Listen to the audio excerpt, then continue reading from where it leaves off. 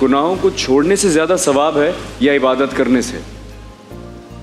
Doctor साहब से शुरू करें। डॉक्टर साहब जी। बताइए। बिस्मिल्लाहिर्रहमानिर्रहीम।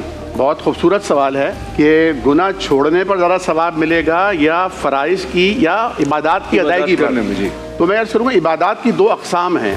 एक तो फ़र्ज़ है जिसे किसी हाल में छोड़ा नहीं जा सकता है, और उलमाए कराम ने इवन नमाज के बारे में ये फरमाया है कि अगर कोई शख्स नमाज भी पढ़ रहा है और साथ साथ गलतियाँ कोताहियाँ भी हो रही हैं तो बाज़ लोग उसका नफ्स भी उसे ही वसवसा डालता है, शैतान भी बहकाता है, और लोग भी कहते हैं कैसे नमाजी हो, बुराई भी करते हो, नमाज भी पढ़ते हो। तो उलमा ने कहा है कि तुम नमाज ना छोड़ना, नमाज पढ़ते रहना। ये नमाज का पढ़ता रहना इंशाअल्लाह बुराई छुड़वा देगा। तो बुराई के लिए नमाज नहीं छोड़नी है, नमाज के लिए बुराई छोड़ी जाएगी। और कुरान ने भी कहा इन्ना सलात तन्हा अनिल फ़ाहशाई वल मुनकर, कि ये अल्लाह की रहमत और बरकत का बाइस बनता है और बुराइयों को छोड़ने का ज़रिया बन जाता है।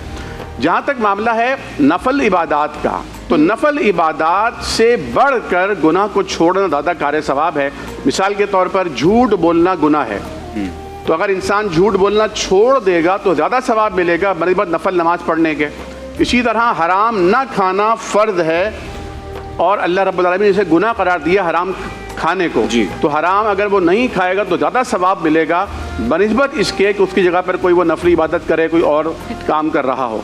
तो बाज़ उमूर ऐसे हैं जो नवाफिल से ताल्लुक़ रखते हैं।